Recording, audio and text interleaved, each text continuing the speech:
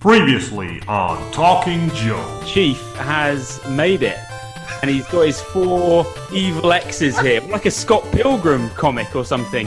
If we're gonna date, you may have to defeat my 7 evil exes. You have 7 evil ex-boyfriends? 7 evil exes, yes.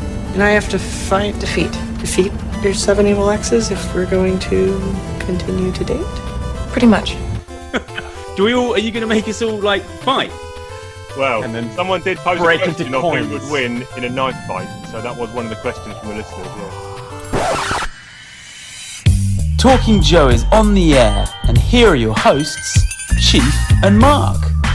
Hey, we are still buzzing our berries off the back of the legendary landmark 100, the 100th episode of the world's greatest G.I. Joe podcast. That's right, I said it, people. I said it. I'm not ashamed to say it. That's right, we're back now, and after 100 comes 101, and I am the Chief Doggy Dog, and I'm joined by you. Hey, it's me, Mark. We're bringing you the 101 on Joe. That's it, baby, 101. It's been a wild ride. That episode 100 was a good one. Good, enjoyed chatting to the guys about that. What about you? Yeah, it was fun. Yeah, I mean, there was 5 voices on there, sort of all clamouring for attention. and I don't know about you, as I was listening along, I was thinking, I should have said this.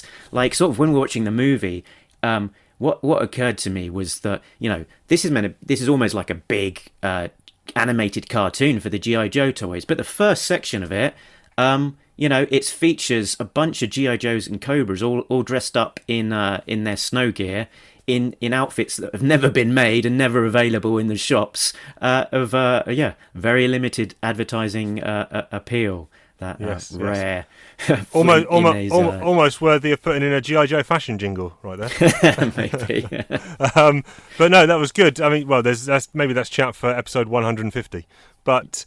No, it was good. If you've listened to it, thank you very much. We also have put out a video version that's available on the Facebook page or kindly hosted by the wonderful guys over at G.I. Joeberg on their YouTube channel. So go and look at our fantastically gorgeous mugs over there to get the lowdown and the scoop on the video version of 100. But that's in the past. We're now in the present, which is our past, but your future, because we're recording out of time, so I don't know what's going on. But how you been for this past week, sir? Yeah, all good in all good in the Cobra hood. Yeah, in the hooded Cobra face thing. Good. I sort of I'm waiting on my G.I. Joe binds to come back from the bindery. Excited about those and binding. So I sent off volumes 1 to 4. Which covered almost the first 80 issues, and sort of I'm working on the next set. Will take me up to the end of the Marvel run. So is that just because you don't have those issues yet, or financially you didn't want to do a big outlay? No, it's more about the time, because I work on all of these little bonuses, in the back, sort of just so I spent some time prepping the first 4, getting all of the extras ready, and sent them off, and finishing off the last few. But nice. Actually, lot less interesting extras for the latter part of the Joe series, because I'm less enamoured with the whole shenanigans of the Space Force and whatnot. So but there we go. That's fair. And speaking of Joe, I've been I read G.I. Joe Declassified. Finally, I did my reread of that. That's the Image 3-parter, is it? It's under the Devil's Due era, but still part of the Hammerverse chronology. It's all about the sort of pre and immediate post issue 1 of G.I. Joe. All about how the original crew were selected onto the team and that kind of thing. It's sterling stuff from Hammer. I'd say it's a good palate cleanser, if you will. I've got all those issues, so I might dig into that at some point. So good stuff. So what's been going on in your world? I know you've been going mince pie crazy again. Mince pies, got the spready open, so rating mince pies on look, taste, volume, pastry, Christmas cheer, giving it an overall rating out of 25 points, and see what comes out on top. I like to do at least 2, hopefully 3 different varieties of mince pie a week. I've been following, everyone out there should be following The Playful Den. That's a friend of the show and our good buddy Ben, that's his wife. She has got an Instagram account with good 25,000 plus followers. She's kind of like a kids research lifestyle kind of guru, and she's also been doing the weekly mince pie challenge, putting her ratings in, so go and check her account, but also check mine, Chiefy Two Shoes. I'm putting up videos of me eating mince pies, so if that's the kind of thing you like to see, a 45-year-old man eating mince pies with a headband on, go and check that out. But I'm finding the quality is up and down, and I bought some expensive vegan ones and they were not good. The pastry was stodgy, the inside was claggy.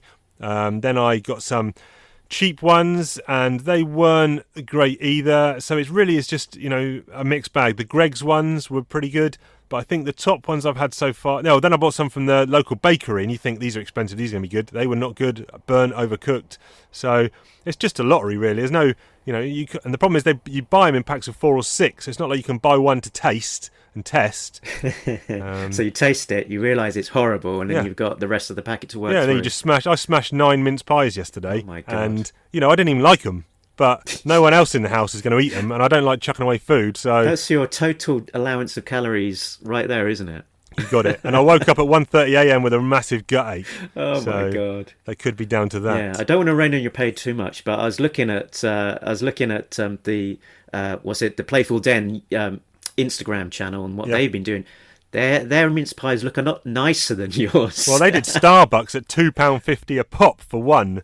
One pie. Ooh. Yeah. 1, 2, it's a meal in a pie, basically. But the other thing is, now listen up, people. There was some chat on episode 100 of Chief hogging the limelight with jingles.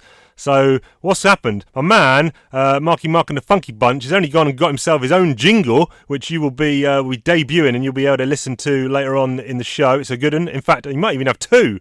Or is it 1 this week and 2 next week? I don't know. But we'll see, won't we? Chief will not let that stand, so Chief's only gone and written himself another jingle for himself. And here it is. Soapbox, soapbox, what you gonna do? What you gonna do when Chief comes for you with his views and opinions? Let's just call them facts. Soapbox, soapbox, how will the world react? That's right, people. Chief's on his soapbox. I've got something to say. I've got my megaphone out and I'm going to tell the world the facts to put people straight. Now, people sleep on this, and not bed, but people sleep on this fact. And it is the fact that the Rocky franchise could well be the second greatest saga of all time. I debated this a lot, especially with Ben, and you've got the Indiana Jones saga, you've got obviously the Back to the Future saga, all great movies, but we rewatched Rocky 1 to 6 this past week, and we both of us gave 1 to 4 all 5 stars, and then dip in 5, fair enough, and it comes back up with 6. But those first 4 movies, and people sleep on them because Stallone's obviously got this image of, mainly from this macho 80s gung-ho kind of guns and bad acting, to be fair, persona, which is rightfully so, I think. But people then sleep on that early stuff, and Rocky, I think, was 1976.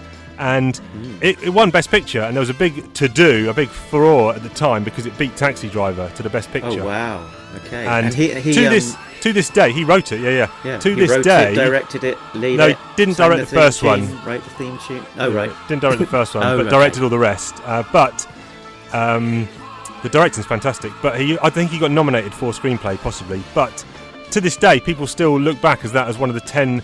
biggest or worst Oscar decisions ever of giving Rocky Best Picture. However, I've now slotted it in as my number 5 movie of all time, behind obviously the original trilogy, Jaws 4, and then Rocky comes in at 5. And people sleep on it because people mainly of our era think about Rocky 3 and 4. He's fighting Mr. T, he's fighting Dolph Lundgren. They are good action movies, and even now, again, bringing them up again, me and Ben, when we watched them this week, we were texting each other as we're watching. I'm up out of my chair, shadowboxing to the TV during those training montages and those fight scenes. It's just, I don't know, it's just something gets to me. But I'll go back to my original point of, especially number 1. Number 1 is what I'm talking about mainly because people sleep on that, they forget it. As a kid, I thought it was too boring, I wasn't interested in that one, and then it wasn't until I got into my 20s when I started watching it, and it is a fascinating character study, and Stallone's performance in it, I'm not kidding, it's in my top 10 acting performances of all time. He is incredible in that role, and most people probably haven't seen it for a long time, so I'm urging you, I'm saying to you, Funky Bunch, go and watch Rocky.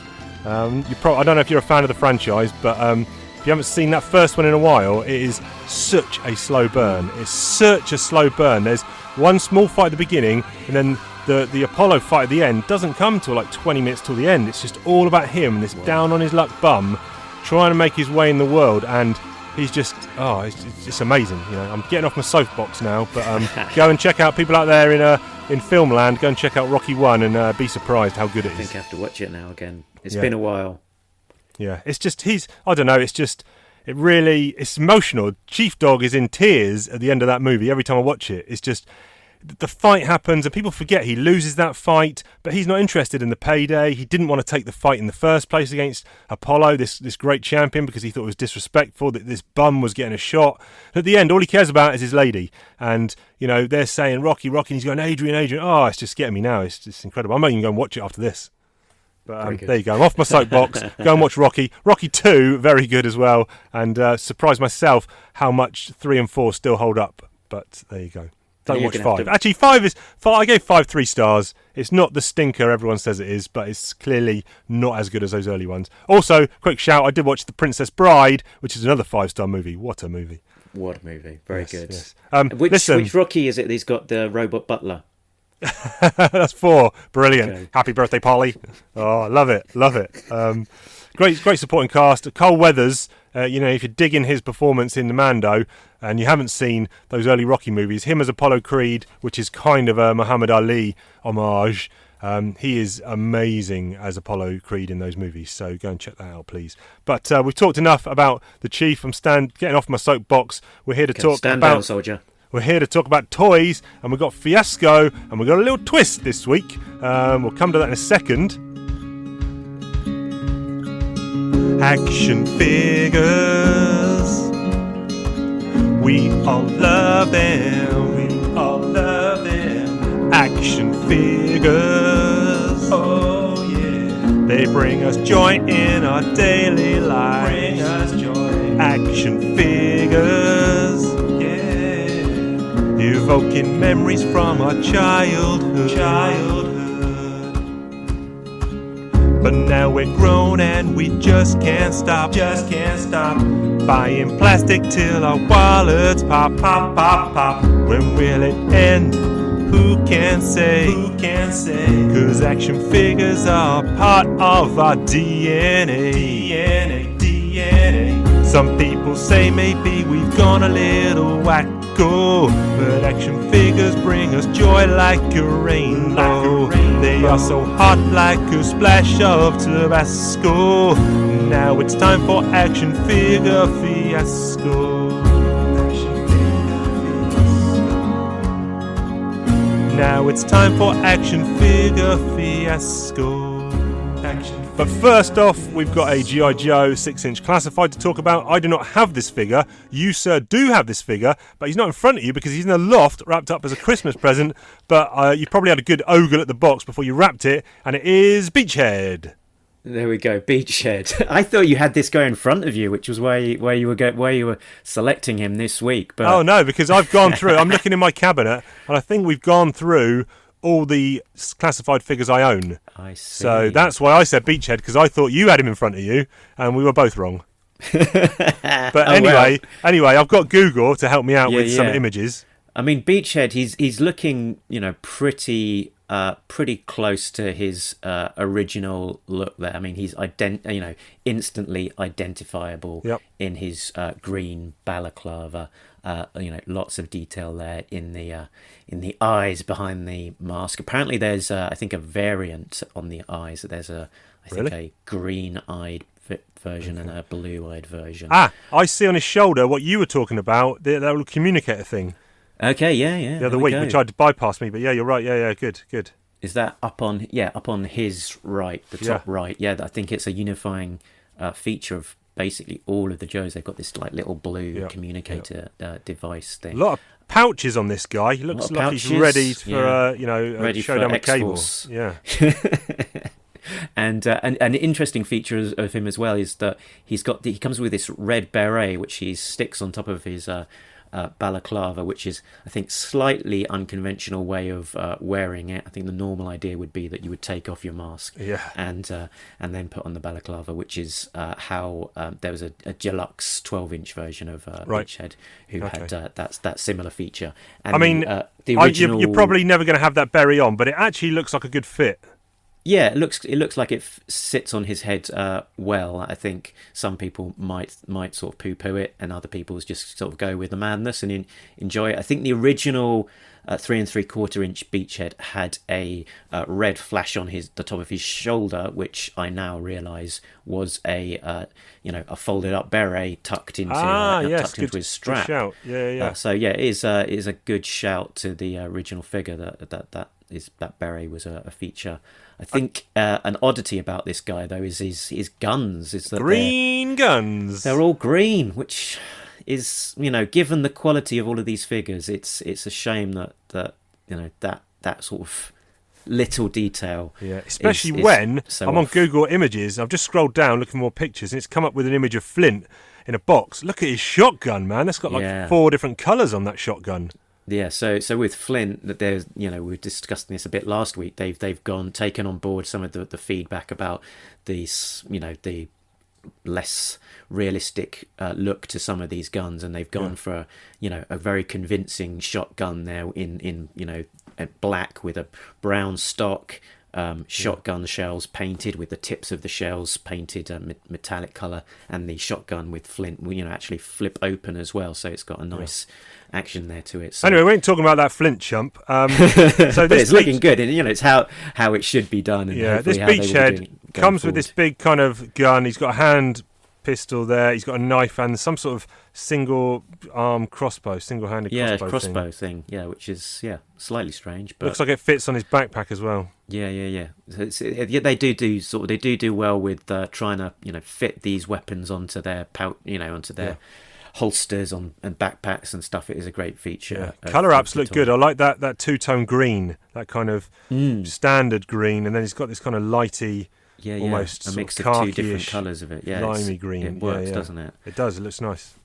So looking forward to the unboxing of this one when Christmas Day comes. Is that a present for a specific child, or is it a joint child present? I'm not entirely sure. So Thomas is getting most of the play out of these guys, but the older boy, when the subject was brought up, he did want some toys underneath the Christmas tree. There you go. He's at that age of 11 now, so sort of it's a time of change where sort of how you feel about playing with toys and that kind of things. Well, speaking of the boys and the toys, we're rankling it up this week because I'm not picking another 6-inch figure out of the cabinet because we're going over to this now. Kids with toys. Pokemon. Kids with toys. Sylvania. Kids with toys. Family. Kids with toys. My Little Pony. Kids with toys. Star Wars. Kids with toys. Transformers. Kids with toys. Lego.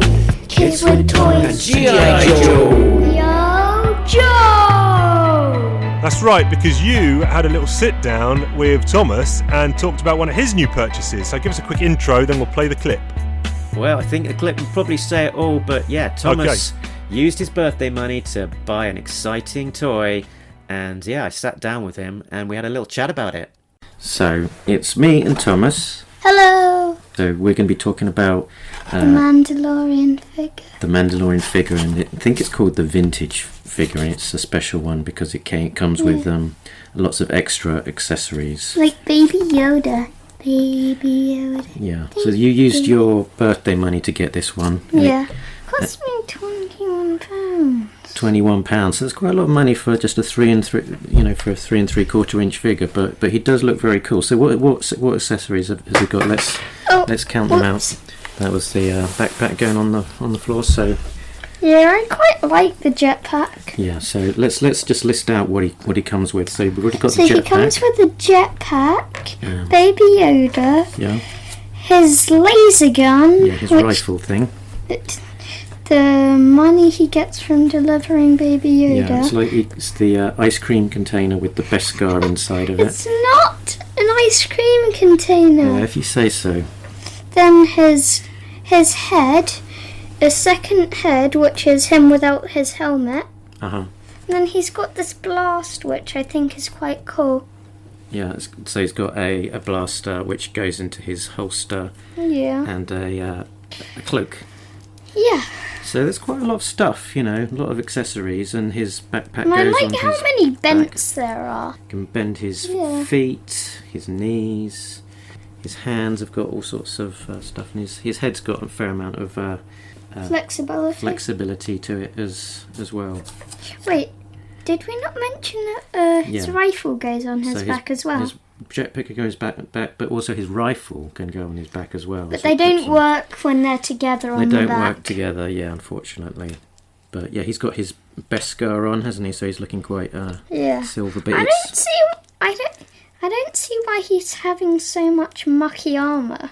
yeah, What's that all about? the armour's quite scuffed up, isn't it? So it must be in the aftermath of one of his adventures when it's looking a little bit more mucky. Mucky. Mm. Baby Yoda. Baby Yoda's head is and arms can only move, so Yeah. everything else is just stone. So he comes with a little baby Yoda, which is to scale. It's pretty dinky, really, but its arms move and its heads move as well. And it's got little. When you turn it upside down, it's got kind of little feet that's sticking out under that sackcloth clothing that it's got. Baby Yoda has 3 feet. He doesn't have 3 feet. What are you talking about? I mean 3 toes. Oh yeah, 3 toes. Yeah. But they're, given how small it is, there's an amazing amount of detail on the baby Yoda's face and stuff. It's like you really have to look closely to see it. I mean, it's pretty incredible for the size. There was a funny story, wasn't it? When we got the thing in the post, you said, when it arrives, I want to keep the packaging. And I was like, oh, right, cool. You're getting really into your action figure collecting. You want to actually keep the original card art and keep the box all nice. And then it arrived and you just ripped it open and threw it on the floor. And I said, hey. I was talking about the actual box that it comes in. Yeah, I thought you were talking about the card art and the bubble wrap and the thing with the art and stuff. But no, you just wanted to rip that open and toss it on its side, and you wanted to keep the box, the cardboard box on the outside, so you could do something with that. So what overall do we think about this guy? Should we just list some things that we don't like about it? Okay, what do you think you don't like about him? I don't like the muck on his face. Alright, you'd prefer the clean look to him. Yeah. Okay. That's what it showed when I was buying it. I think we just didn't zoom in on it enough. Oh.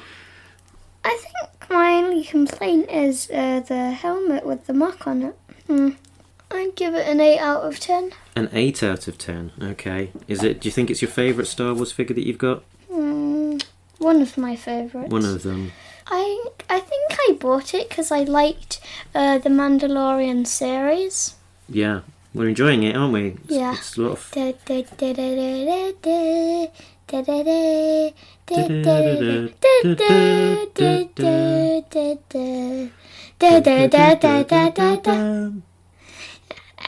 Thanks for the toy box insight there, Thomas. Maybe you'll come back and tell us about another toy another time. Maybe. Dun, dun, dun, dun. Like it's the end of the episode. Okay, bye. Yep, good stuff. I mean, that they seem to have packed a lot in for that 3.5-inch figure with all the accessories and stuff. A bit pricey, like you said, though. Yeah, it's got all the bells and whistles. I've seen it. So we paid £21 for that. I think that was Star Action figures. Okay. And I've seen prices for it all over the place. I've seen plenty of places selling it, new as new from a regular shop, like about 35.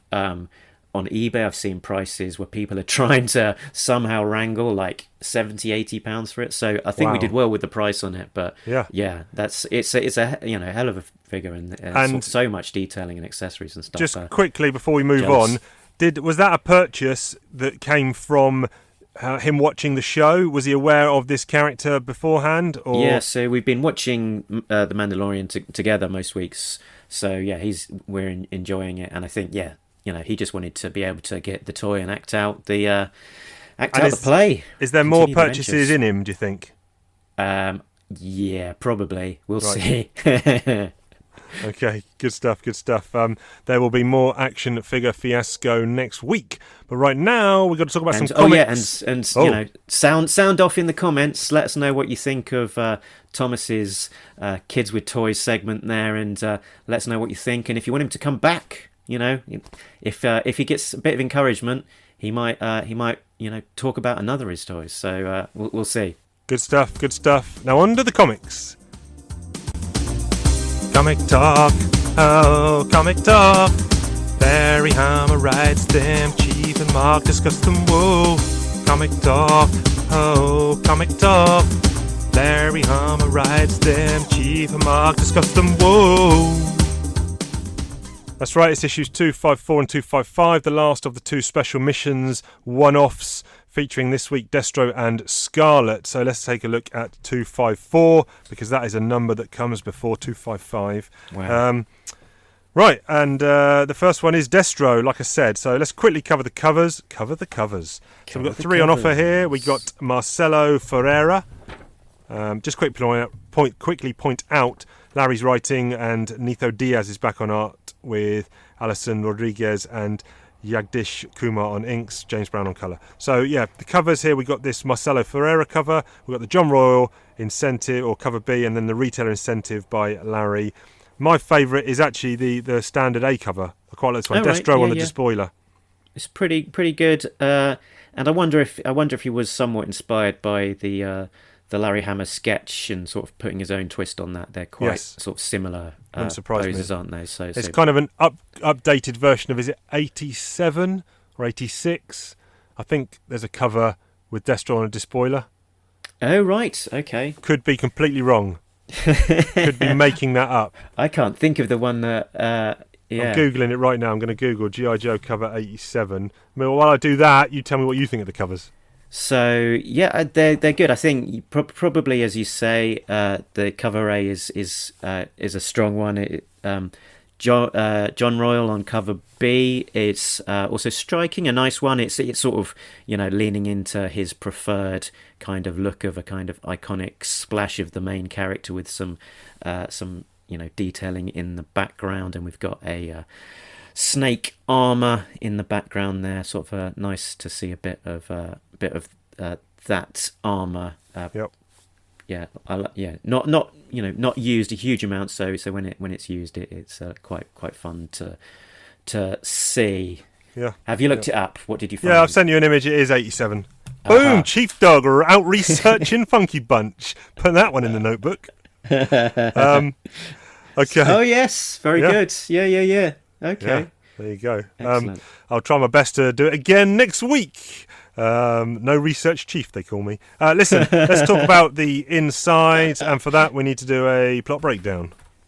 Plot breakdown. Destro is brokering arms deals between Mars and Sheikh Ali of Qun. As the Sheikh is taking Destro and Baroness on a tour of his well-fortified subterranean facility, it is attacked by helicopters carrying a new breed of android troopers.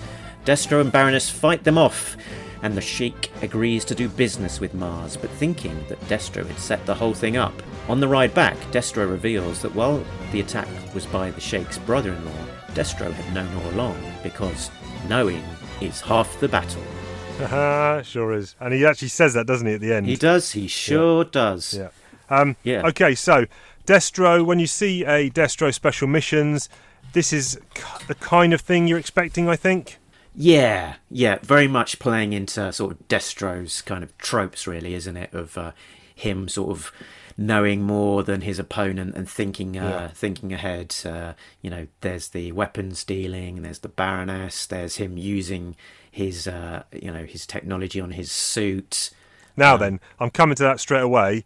Yeah, so talking about his suit, he is... Okay, two things. Number one, what the heck is he wearing? It's got like spiked shoulder pads. It's all kinds of freaky, isn't it? Oh, I don't like it at all. And then he seems to have changed into regular uniform or regular outfit like 3 pages later. He's just in his regular garb. Yeah. But also, okay, fine, he's telling you at the beginning it can sustain this fire, it can deflect bullets, etc. Some guy shoots an RPG at him in the back, and he doesn't fall over or anything. So okay, fine, if it's got plating that it won't penetrate or anything, but how did he not? Where's the force gone? Yeah. Where's the force of the rocket dissipated to? Where's the physics of this thing? Yeah. I don't know. Maybe it's got some kind of force absorption. I don't know what the correct terminology here is. Well, it's the reactive coating which compromises rocket-propelled heat munitions. As you can see, the finish is damaged. Yeah. Okay. Oh, yeah. Actually explained it to me. So he's basically no-prized himself. Yeah. Fine, sort of fine. explaining it away with some words. Yeah. But he's not necessarily supported by physics, but that's okay. No. There is a bit of a twist here, I suppose, in that he's gone to sell munitions to this guy, or to debunk this guy's current munitions and say, look, Mars does better stuff, and you're led to believe that all the attacks that then come on this base are perpetrated by Destro, but the twist was it actually wasn't Destro. That's right. It was the Sheikh's brother-in-law. Brother. Yeah.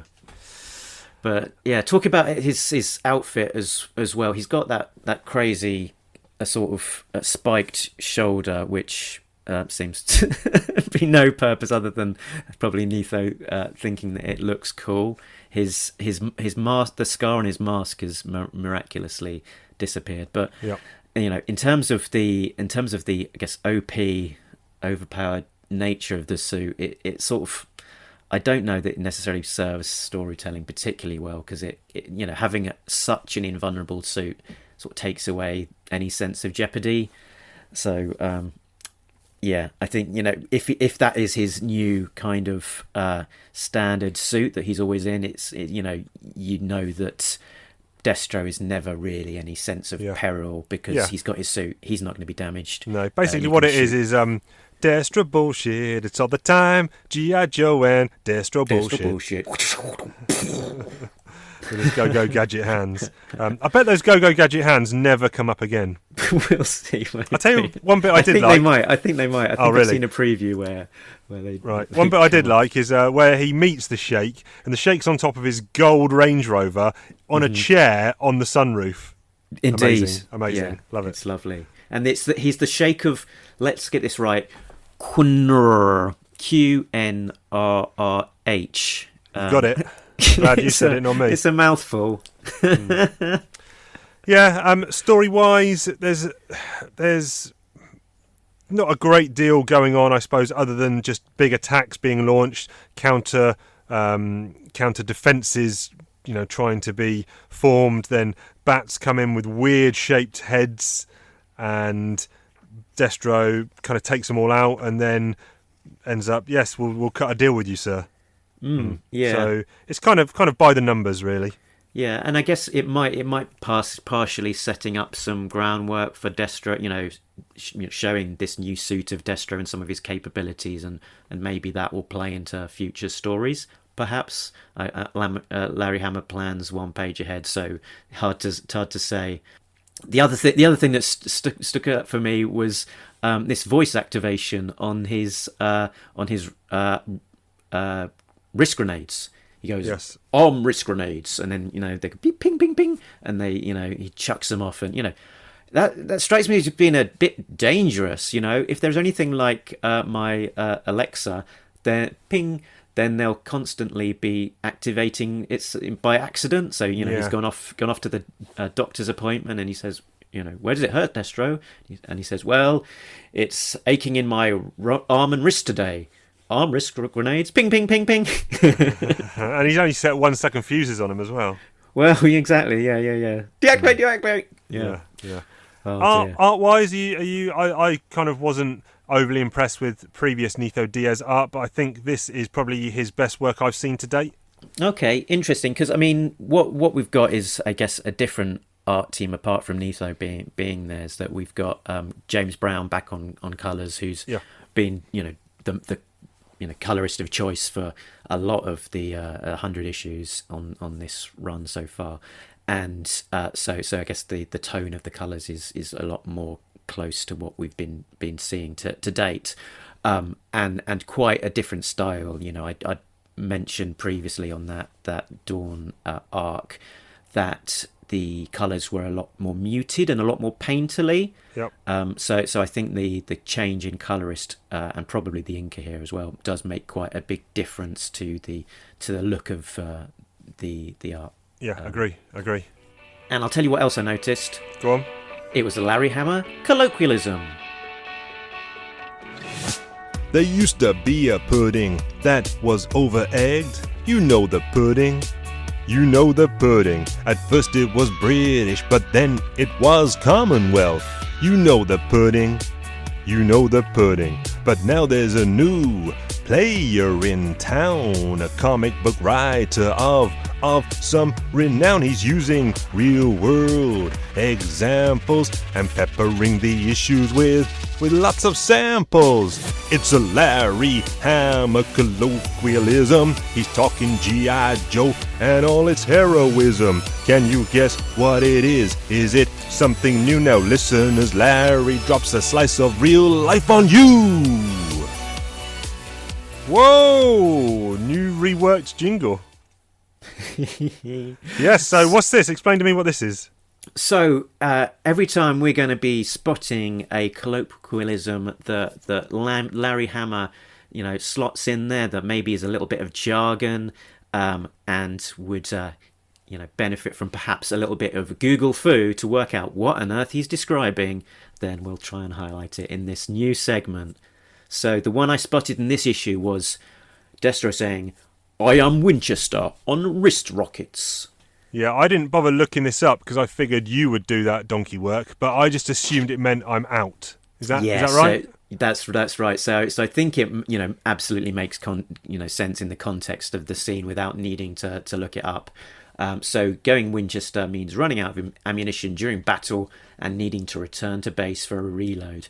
And there was a protocol, that's it's referred to in real life military, and there was a protocol in some bombing runs that if a B-1 bomber returned to base without a single bomb left back on board at the end of the mission, the crew on the ground slaps a W sticker denoting Winchester inside the bomb bay doors to note the mission. Okay, yeah, good stuff. Any more in this particular issue? I think I'm done on that issue. All right, okay. Should we? Should we? Actually, I had a quote from this issue. So, favorite line of dialogue. Yeah, there wasn't a hammerism in this one, was there? No, not this one. Oh, yeah, cool. All right, yeah, cool.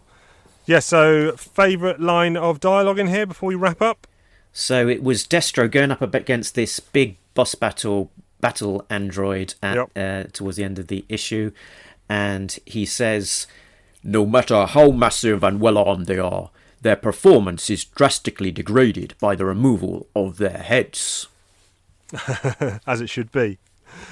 My favourite bit, actually, I didn't really have a favourite one, but now that you mention it, the bit that he says afterwards, Mars would never allow such a flaw or something like that. Basic design flaw that I would never allow in a Mars product.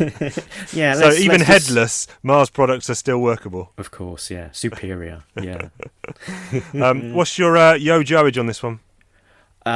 Solid enough, but nothing spectacular. So let's go. This is out of 10, isn't it? Let's go. 6.5. 6.5 from Mark. I think I'll probably give it a 6, maybe a 6.5. I'll have a think.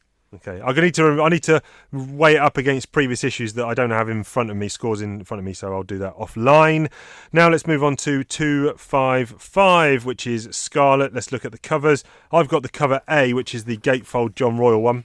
Yeah, so John Royal is on the cover A for this one. He's normally on the cover B, so this would be his first one that people would be getting in their pull list by default, I think. Okay, yeah. It's got a few main players on there. We've got Storm Shadows, ARAH, Firefly, Gold, Destro, Baroness, Cobra Commander, with some Rattlers in the background. I think there's a Terradrome there as well. Yeah, there's a lot going on, and it's nice to have a double gatefold cover like this. Yep.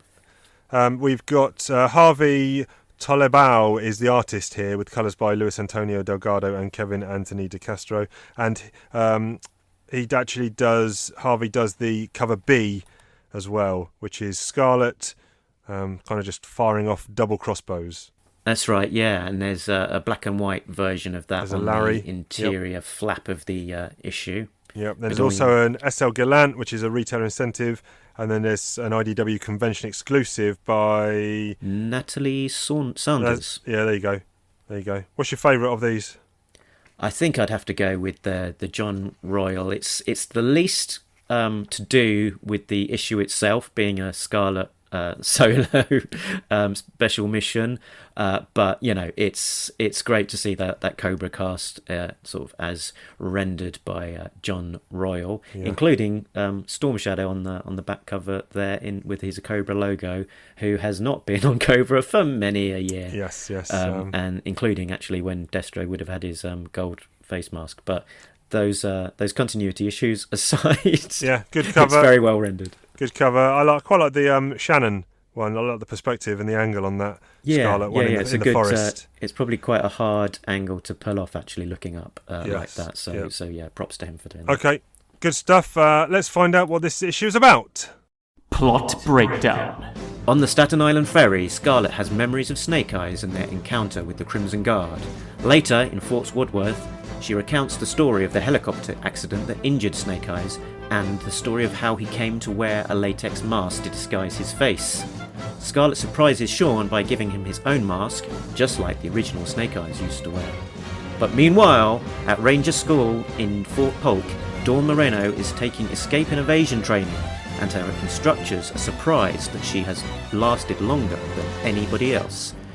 She duct taped her captors to the ceiling and escaped to the Waffle Shack. I'm coming straight here with Am I Stupid?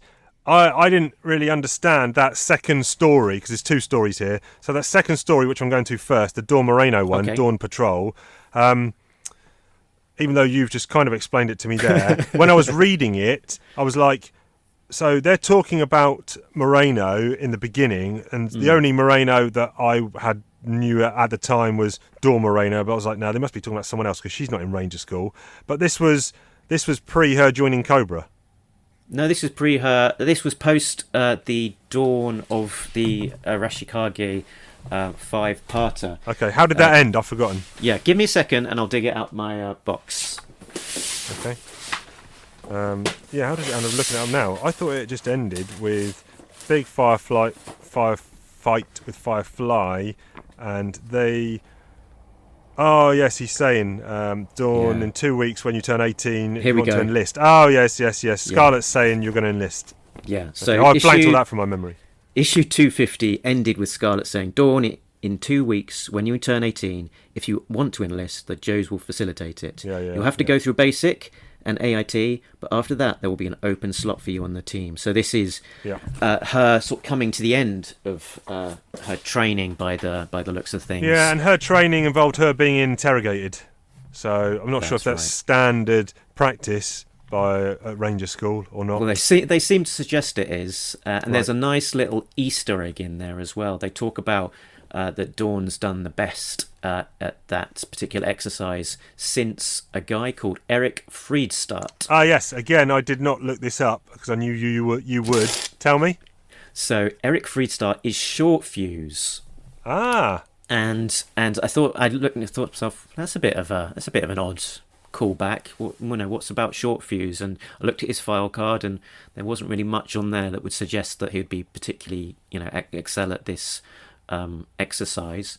But what it actually was, and what got me down the rabbit hole of reading G.I. Joe Declassified, is that it's a callback to a scene in that series where they talk about the short fuse was specifically selected to join the G.I. Joe team because of his performance in that interrogation training. Ah, there you go. Well done. Now you know. Yeah. Very good. Right, okay, so that's that one done, I think. Do you like that little one? I suppose what we should do is we should actually rate that one while we're here.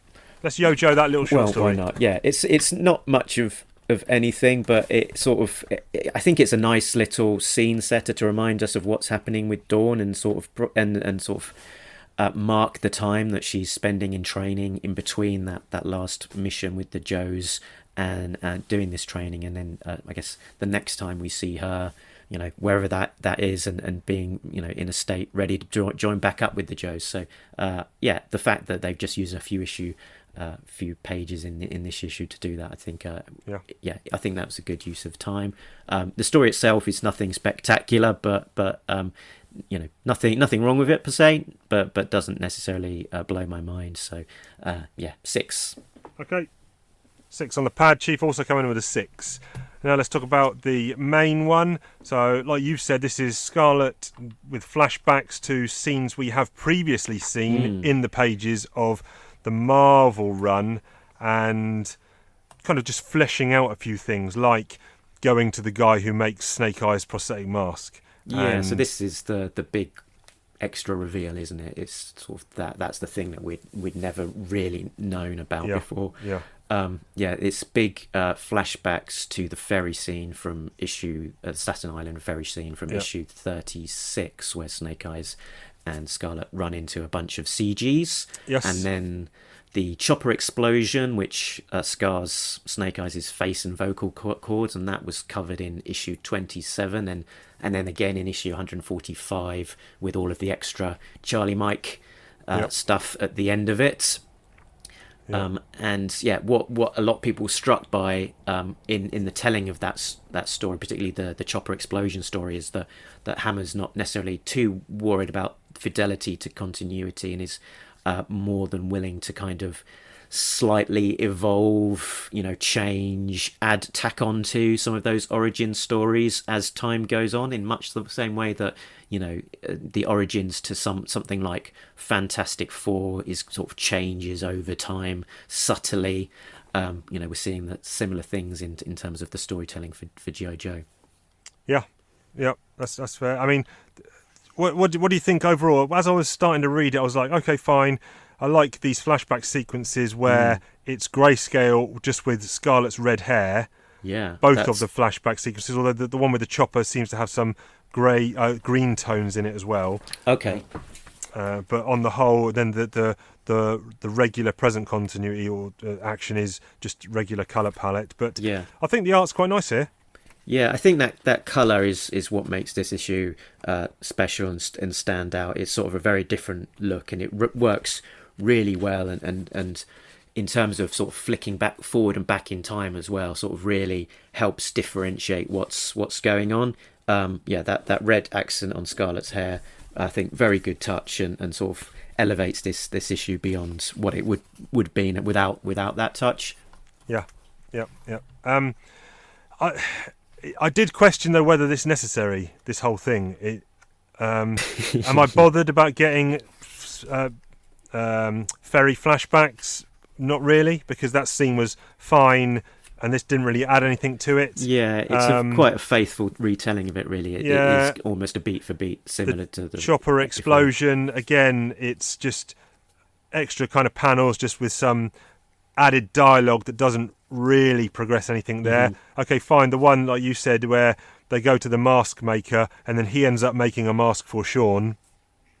Yeah, and then she gives that to him, and I feel like that it isn't necessarily the best step, because when we see Sean first in this issue, he's wearing that sort of white medical face mask, and I thought to myself, oh, that's actually quite cool. It's a nice... where she's sat behind the desk. Yeah, and he's there in his blue uniform, beret, and white face mask. And I thought that's an interesting visual, and it's marked. It does stand out as I say, an interesting visual, good sort of a quite standout look, and it does differentiate the Sean look when he's in his civvies versus the standard Snake Eyes look. Yeah. So I was a little bit disappointed actually that then he is given the Snake Eyes style latex mask, and that fine dividing line between the Sean Snake Eyes and the original Snake Eyes seems to just be diminishing ever more into making them very interchangeable, identical characters. Yeah, they've had creepy as well. Yeah, they've had a few opportunities to kind of make that differentiation, and Larry seems to have not gone down that route, but. One thing I've noticed, and you could call me out or someone call me out if I'm wrong, but there's a scene also on the ferry, a flashback, where Scarlett says, I will always love you no matter what. Now, have not either of those characters, because Snake Eyes wouldn't have done, but has Scarlett ever actually said the words "I love you" in a page of G.I. Joe before this to him? I don't know the first 100%, instance, but it could well be. Yeah. Okay. Not that that's. I think you're I don't know probably right. how significant that is. Maybe it's not significant at all. But I don't know. I was thinking about this as well as I was reading. A lot of people give the big players, Scarlett, Snake Eyes, Duke, maybe Stalker to an extent, a bit of flack for overexposure when you've got this cast of hundreds and there's so many characters that don't get utilised or are underdeveloped, yet we still keep seeing these main guys. And obviously the reason for that is they are the most popular. So, that's the reason for that. Yeah. But and also, Larry obviously has got the biggest affection for those. Those what the conclusion I kind of came to was, you've got this really great kind of love story between Snake Eyes and Scarlett that never goes down the overly mushy or sentimental route. You never see them kissing. You never see them. I don't know. It feels you never see them. Oh no, I don't know. You never see them settling down watching TV or whatever. Just simple things like that. There's very much still this tension and this military aspect to their relationship, and it just got me thinking. They're a really cool couple that is kind of like the Cyclops Jean Grey of the G.I. Joe world in a way, that they've been together for so long, but never expressly said that they're an item, even though they clearly are. And I don't know. It's something that hasn't really. I've obviously been aware of it through reading the comics for countless years, but I've never really dwelled on thinking about it until now. Okay. Yeah. Interesting. Yeah. But.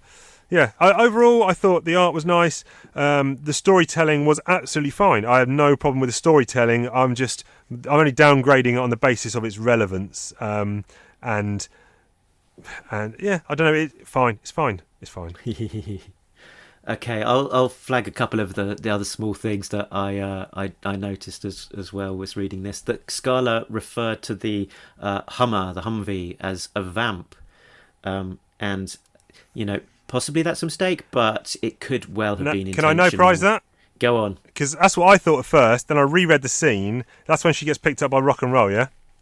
Yep. Is that she says, I didn't think I would spot a vamp and all the SUVs rock and roll. And he's like, you seem distracted. So I thought she was saying rock and roll chose not to come in a vamp. He chose to come in a Humvee or whatever to make it easier for Scarlett to see him. Oh, maybe. Yeah. I don't know. Did think. Yeah, maybe. That could make sense in the context. Yeah. I read it like you read it the first time, though. Yeah. That's a mistake. But then I thought, okay, he's chosen to not come in a vamp because he thought Scarlett might not see him, so he's coming in a Humvee. Could be. Anyway, well done. Yeah. The no prize that I was going to go for could be that just, the vamp has been updated, and the latest iteration, the Vamp Mark III, could be a Humvee design. But yeah. Okay. Yeah. Interesting. As you say, the dialogue actually kind of, that sort of slightly clunky dialogue does kind of point to maybe that it wasn't a vamp after all. Interesting. There was quite a funny scene that we've not talked about as well. There's an awkward silence page.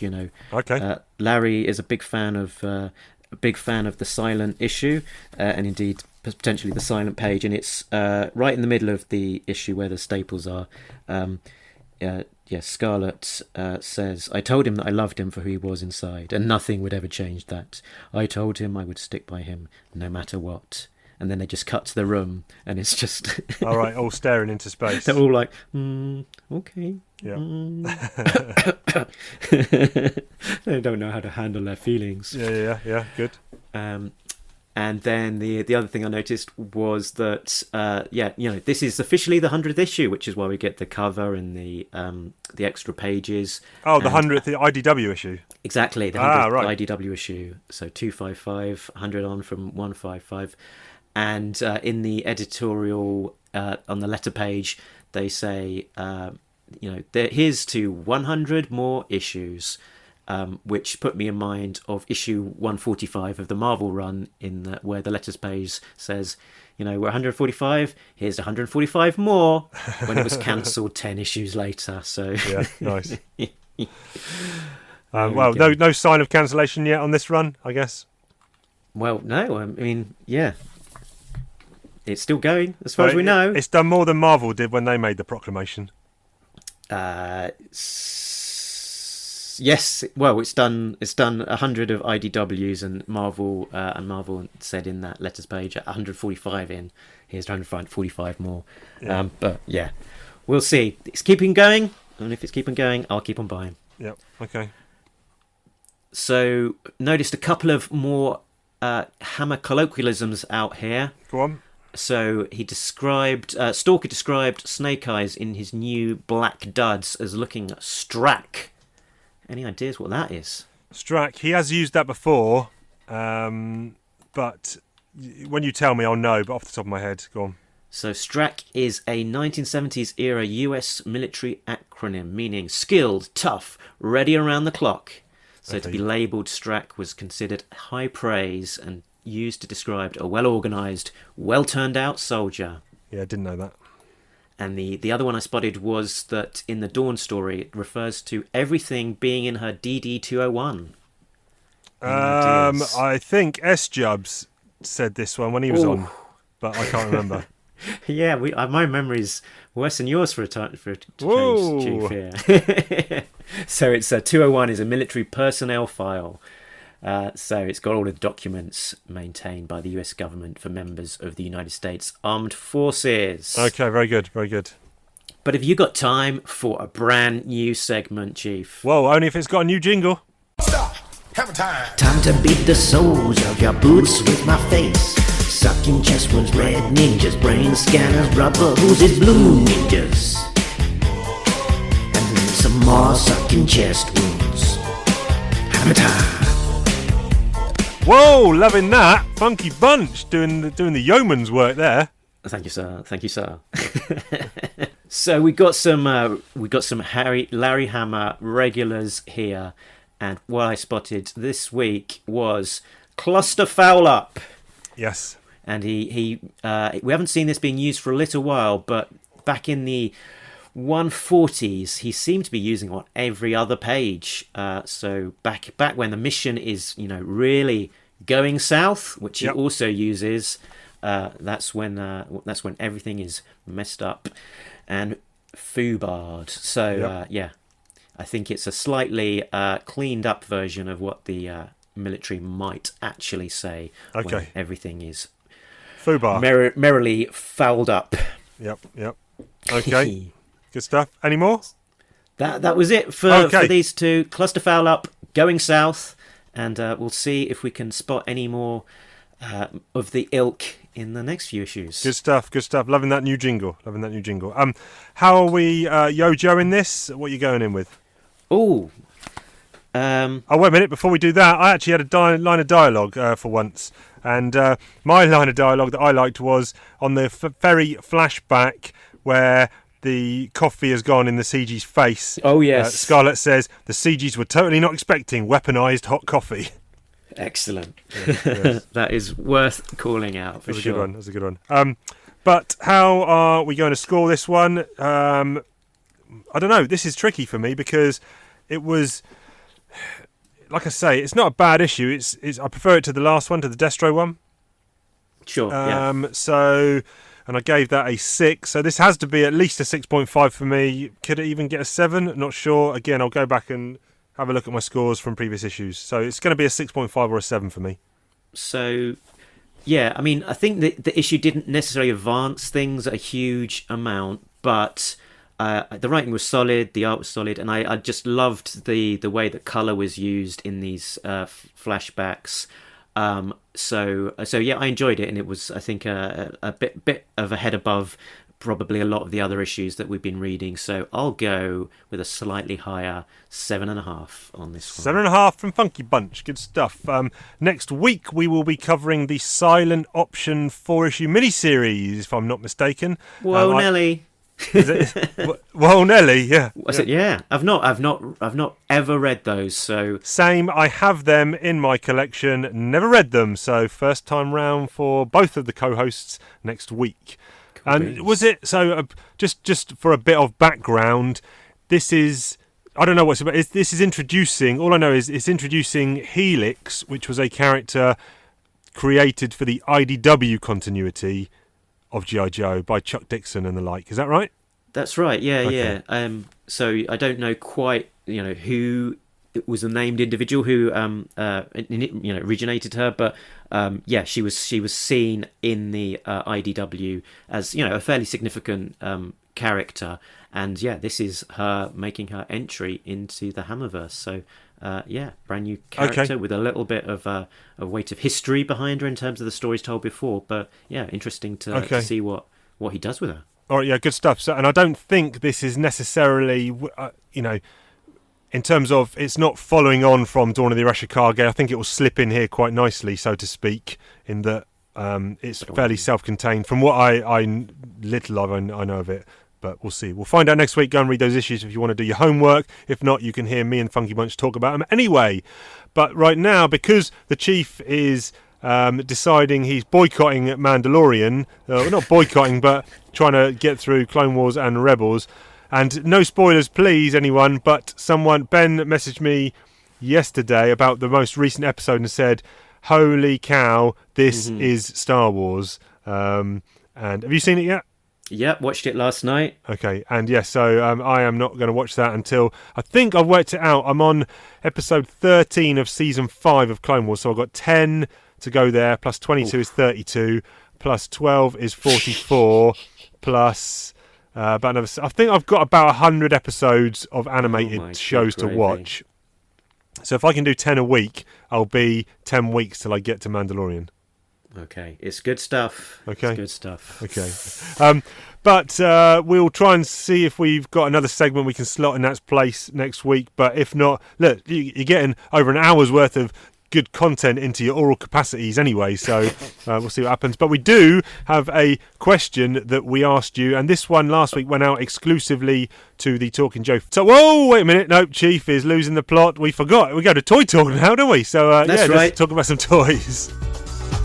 Mark talks about toys, ho ho. He talks about G.I. Joe. He talks about all the toys from the comic book and the animated show. Mark talks about toys. Mark talks about toys. Okay, I am guessing here that you are picking Scarlett. Oh, that would make sense, wouldn't it? But you're not. Destro. Nope, no Destros. Short Fuse. No, he only appears by name. That would have been a deep cut. Obtuse, yeah. That will be Rock and Roll. Nope. It will be Baroness. No. It will be... Don't know. This week, we are talking Clutch. Ah, Clutch. Yes. So Clutch was one of the secondary Joes there in the Scarlett issue, along with Rock and Roll. Of course. One of the originals. One of the OG Joes there, appearing in Wave 1. Do you know much about Clutch beyond the comic appearance? I don't know that we ever actually got a Clutch release in the UK. I think we did not. Okay, I'm only kind of familiar with him from the Rock and Roll pairing when they're always going surfing and running into the Dreadnoks. That's right. So I've pinged you across an image of the Clutch figure. Got it. Yeah, I believe that when the Vamp came out in the UK, we got a repaint SAS black version, which came with a character called Stalker, which was basically the version 1 Snake Eyes with some grey applications to his face, right, that differentiate him slightly. So we didn't then get a subsequent release of the green Vamp, so we didn't get Clutch as the driver, and we didn't get him as a sort of secondary, standalone carded figure either. Okay. So I never had him as a kid. Peter probably bought him and then culled him off in his great eBay cull along More than with likely. everything else. Yeah, not that it weighs on my mind too much. so he's a figure that I've actually gone back and rebought in recent weeks, and I'm looking at him right now. The thing about the original Wave 1 figures is that, you know, they've got this unifying look to them in terms of a lot of the pieces are reused between the figures. Yeah. They've got very similar paired down colorings. There's no neon to be seen. But as a character, he's got a lot of he's got a lot of character to him. His face is, you know, his bearded black hair. I believe this same head sculpt was used multiple times. So I believe that both Breaker and Rock and Roll used the same head, but with Breaker having brown hair and Rock and Roll having blonde hair. Correct me if I'm wrong, folks, but I think that's the case. But yeah, I think his torso was unique to him. He's got this kind of slightly strange brown bra effect to his to his upper half, sort of a bit of an accent to his sort of shoulders, and he's got a sort of a weapon, a holsterized weapon. Nothing too flash, but you know, those original 13, when lined up all together with those unifying features, there's something very satisfying about seeing that collection. So who knows, one day I might go back and recreate that original set. But yeah, for the moment, that's Clutch, that's him, and he's a good looking guy. Let's give it up for Clutch. Well done, Clutch. Well done, Clutch. I mean, you know, fair play. Not a lot of those original 13 get a tremendous amount of page time in the comic. You know, past a certain issue. So yeah, you think about like the, you know, Flash, Grand Slam, Short Fuse,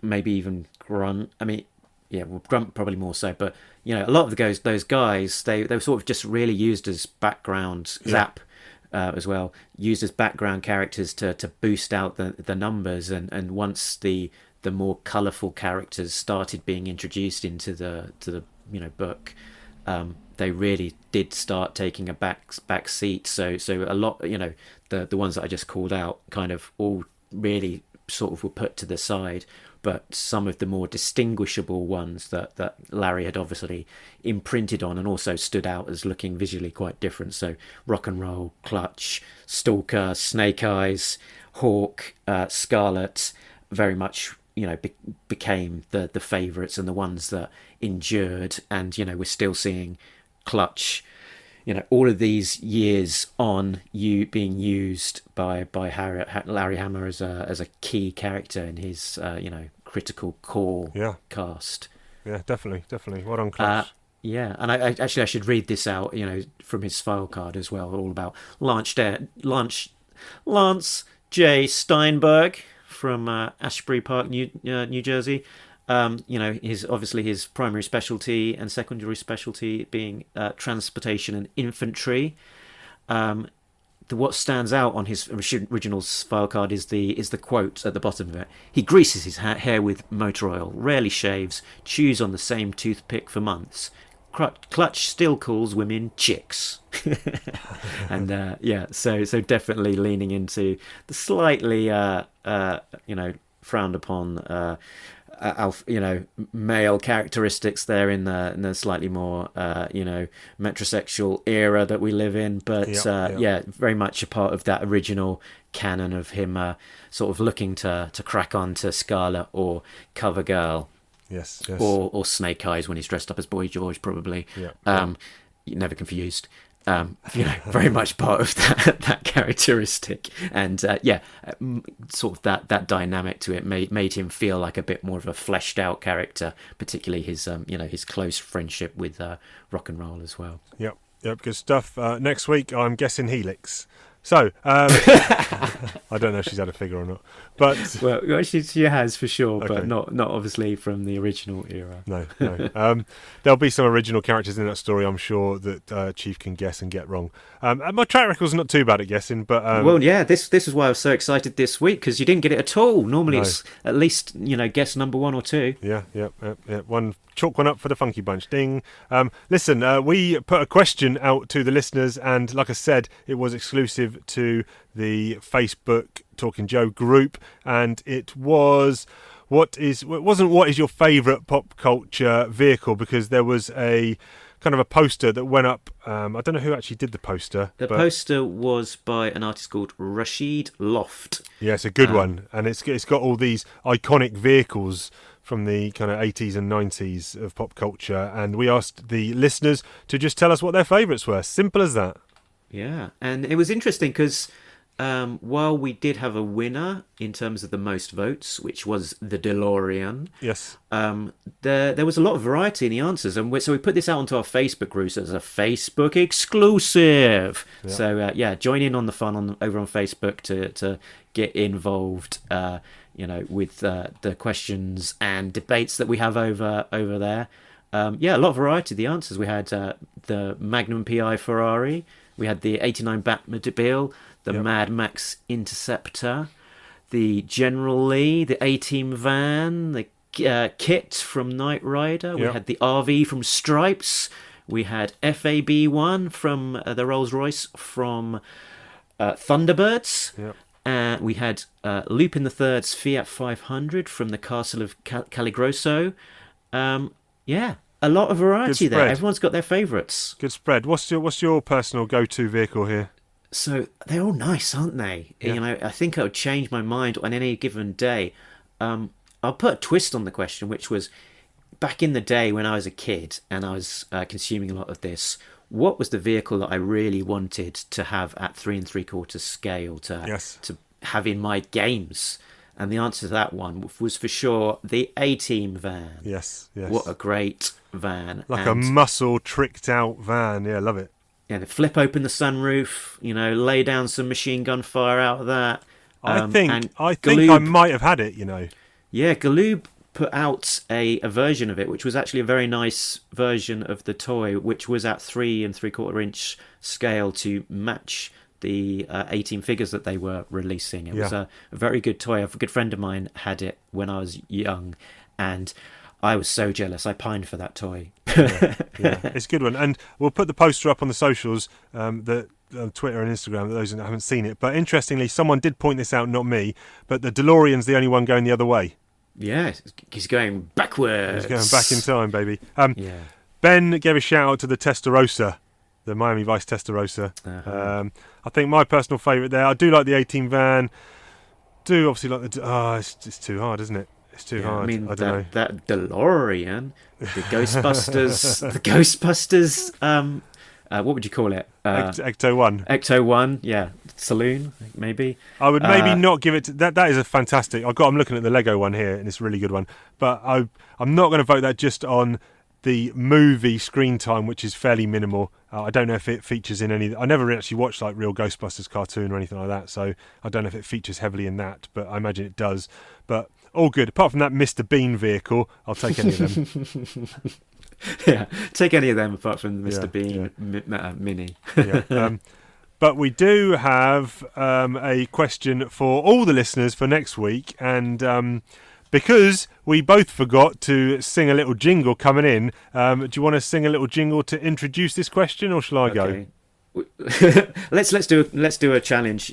We'll both sing, and then let's let people decide which is the best one. Okay, all right, go on then. So let's ask you a question. You being the listeners for the show. Maybe we'll post it just on Facebook, or maybe we'll post it on other places as well. But I don't know. Good. I think this is going to be the worst jingle. I don't know. Let's have a go. Talking Joe, Chief Band Funky Bunch. We're asking questions. You being the listeners, you're going to answer them. Are you going to answer them? Is the cat answering them? Is the dog answering them? Have you got a cat? Have you got a guinea pig? Did you feed the guinea pig? I fed the neighbour's apple this morning and I gave it water. He liked that. Yum, yum, yum. Guinea pigs, guinea pigs. We're asking questions. No idea what happened just then. Yeah. Anyone? Okay. No. Inside Chief's mind. I did feed the neighbours guinea pigs apple, and they did love it. Very good. So our question to you this week is, I've forgotten this. We discussed it for 2 minutes prior to recording, and it was something. Oh yes, I remember now. What listeners of Talking Joe listeners, tell us a random claim to fame you have. Was that right? What? Yeah. What is your claim to fame? It could be big. Maybe you were Prime Minister. Or it could be small. You once met... Me? Hasselhoff's, David Hasselhoff's pet... Guinea pig. Badger. Yeah. Guinea pig. Yeah. That's big, man. What are you talking about? Yeah. Tell us your random claim to fame, big or small. We don't care. We just want to read the answers and read them out. So... Good. I feel like we kept the energy up from 100 into 101. Expect that to dissipate downhill next week. But no, it's been good. Been good chatting to my buddy Funky Bunch. Back on the train, back in the wagon, whatever that is. It's been good talking to you, my acquaintance, Chief. Yes. Listen, but we're running out of time. So with all that said and done, we will catch you down the road. Because we've been Talking Joe. We're all out of Joes. Where they gone, those Joes? They gone a long time ago. Laters.